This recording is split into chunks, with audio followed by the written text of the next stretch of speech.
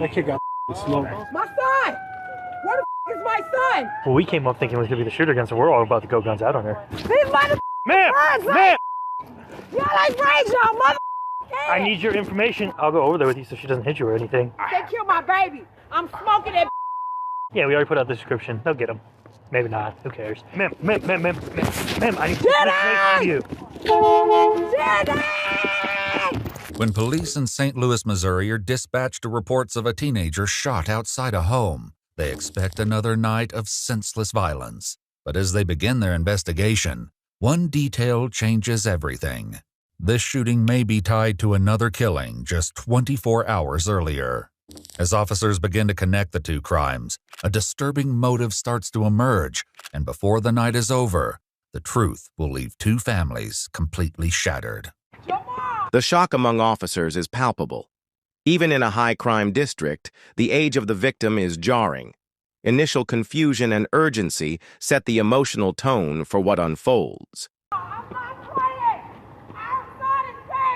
The following of December 3, 2022, officers from the St. Louis Metropolitan Police Department are dispatched to a home after receiving a frantic 911 call about a 14-year-old boy who has just been shot. 21 arrived. 21 arrived, 1904. Where's he at? Where's he at? He gone. I got a baby right there. All right, go. 6 to 1. 621. At this stage, the scene becomes a potential homicide investigation. Officers secure the scene to preserve evidence. Under standard legal protocol, this includes photographing, cataloging physical evidence, spent casings, belongings, and awaiting detectives from the homicide division. Push them back. Let EMS know we have a black male, approximately 13 years of age, not conscious, not breathing. I believe a gunshot wounded the head. That's clear. Is the scene secure? Scene is secure. No, he's dead. Huh? He's dead. He's right there on the porch. He dead. Yeah, he's gone. It's a kid. Yeah. The victim is later identified as 14-year-old Jacob Ashford, who was pronounced dead at the scene due to multiple gunshot wounds. As his fate is relayed over the radio, the weight of the situation begins to set in. Let EMS know we have a black male, approximately 13 years of age, not conscious, not breathing. Oh, we got a homicide. I believe a gunshot wounded the head. Oh. Back at the scene, more officers are arriving and taking their first look. But for them, this is just another call on an already violent night. Okay, yeah, he's right here on the porch. The kid's here or the shooter? Shooter's gone. Kid's gone. Kid's gone. He's right here. Kid's right here. He's gone. Got a bullet right there. I already called everything out. EMS and everything? Okay, great. You guys already got a shooting, right?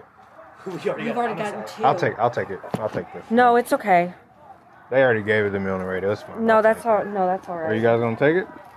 Well, we're gonna have to go to homicide anyway. Yeah, exactly. Yeah, you're okay. With two shootings already behind them, this scene marks their third of the night and their second homicide. However, they are unprepared for the chaos that is about to erupt. Hey, what the hell? You said kill my baby? My son! Where the is my son?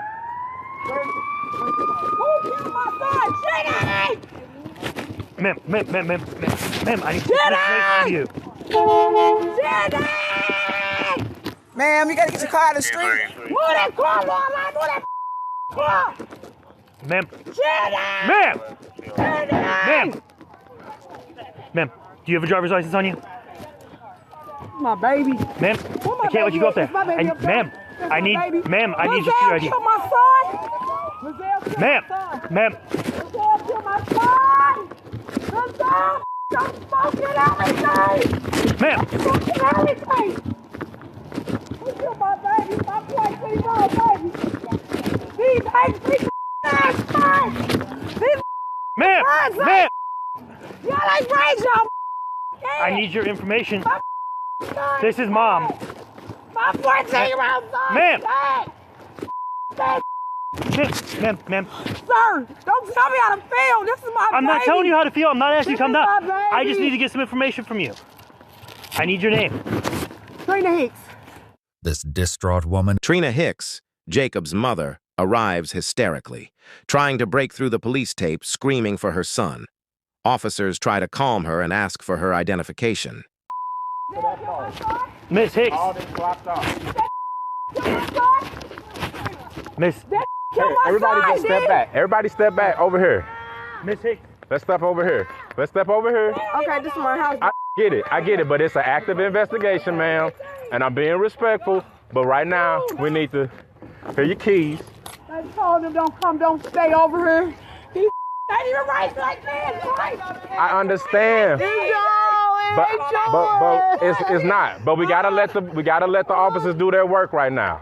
This unidentified woman is a relative of Jacob's family, and he was visiting her home when everything unfolded.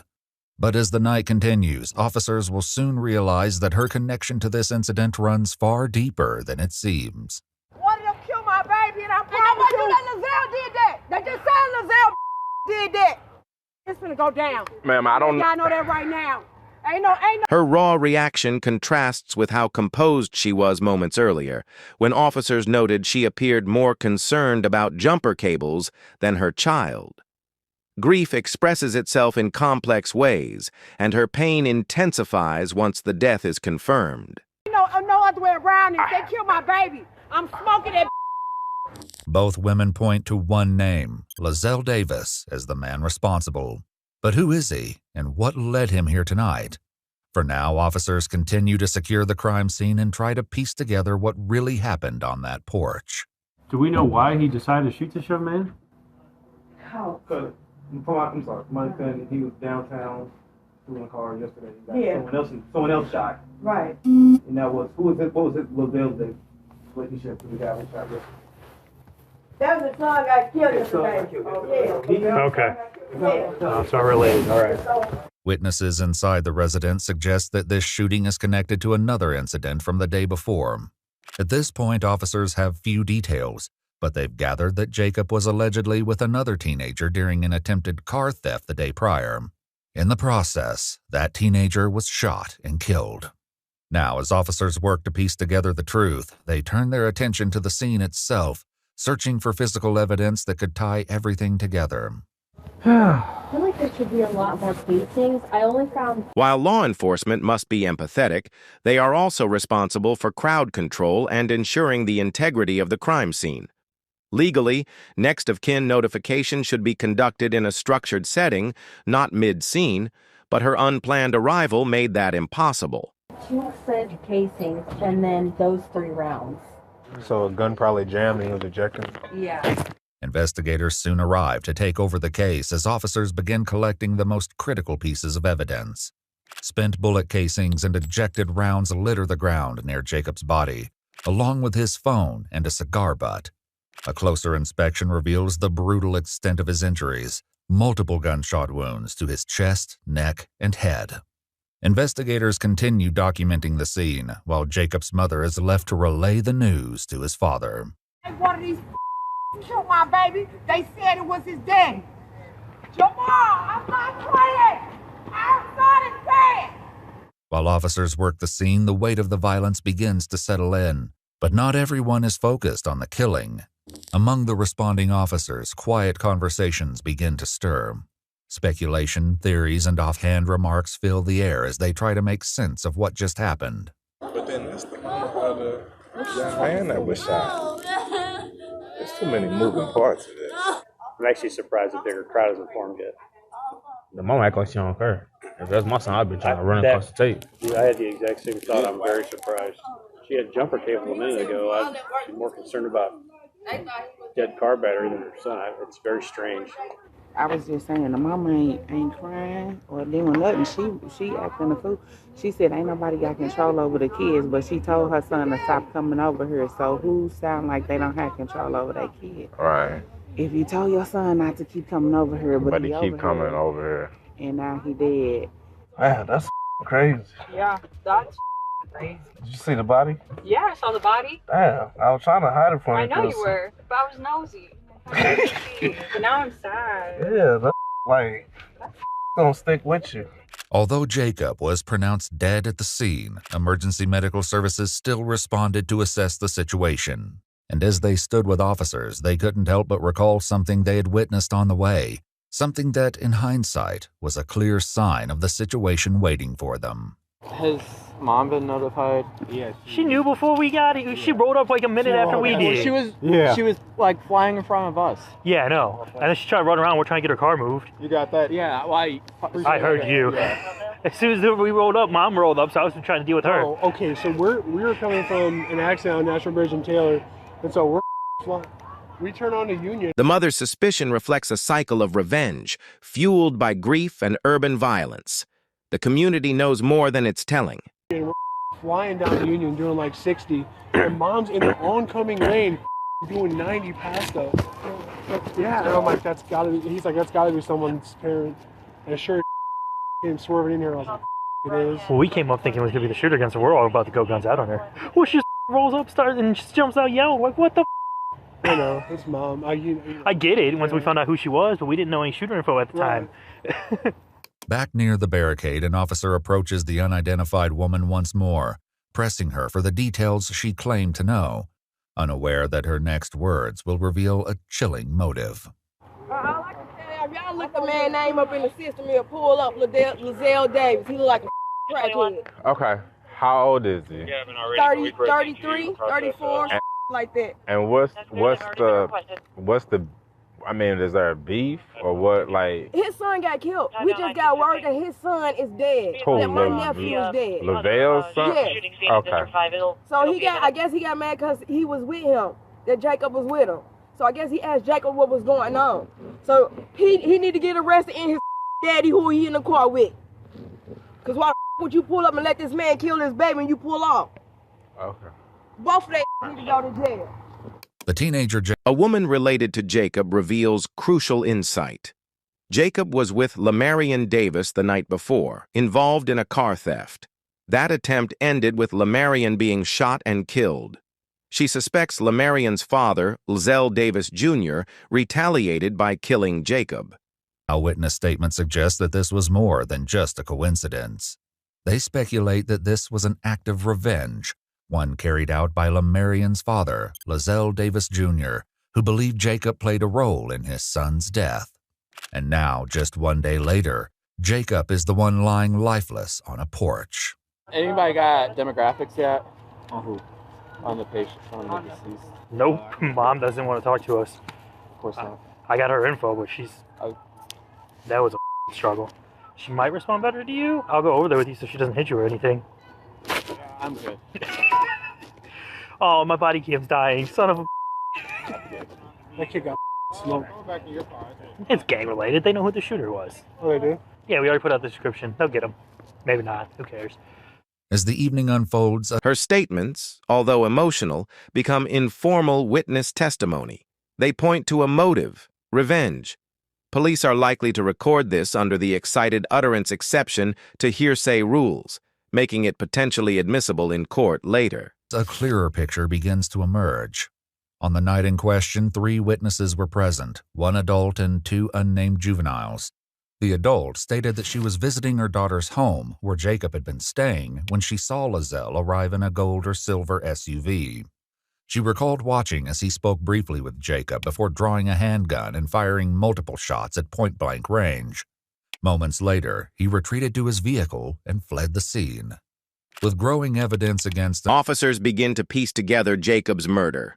Witnesses claim Lizelle confronted Jacob, then drew a gun and shot him point-blank before fleeing the scene. Some investigators officially named Lizelle. This wasn't random. It was calculated and personal.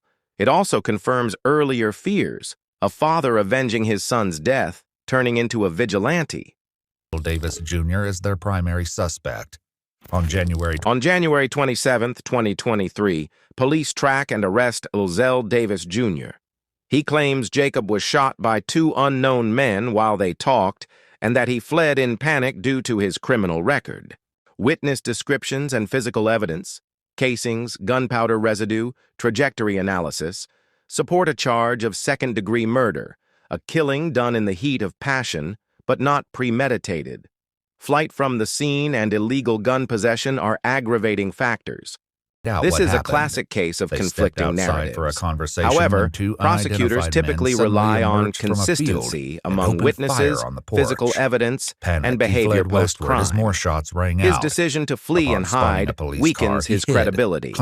He is ultimately charged with second-degree murder, armed criminal action, and unlawful firearm possession. Wilzell initially pleads not guilty, but later accepts a plea deal, admitting to second-degree murder and armed criminal action. He receives 20 years, 17 for murder, 3 for weapons. A plea deal in such a high-emotion case helps the community move toward closure while avoiding the trauma of a trial. Prosecutors may offer plea deals to avoid re-traumatizing witnesses, particularly minors. The dismissal of the firearm charge in exchange for a guilty plea streamlines sentencing and secures a conviction without further legal risk. Officers reflect on the senselessness of it all, a man avenging his teen son by killing another child. They describe it as a vicious cycle. Their comments illustrate a bleak but honest view of community violence, a seemingly endless loop of pain, retaliation, and death. While the criminal justice system punishes individual actions, systemic issues like generational violence, gun access, and lack of intervention remain unsolved. Law enforcement's role, while vital, is only one piece of a deeply fractured puzzle. What began as a moment of urban retaliation spiraled into another child's death and the collapse of another family. The legal system did respond: an arrest, charges, plea, and sentencing. But as the officers themselves admit, it's just one tragedy in a cycle that continues.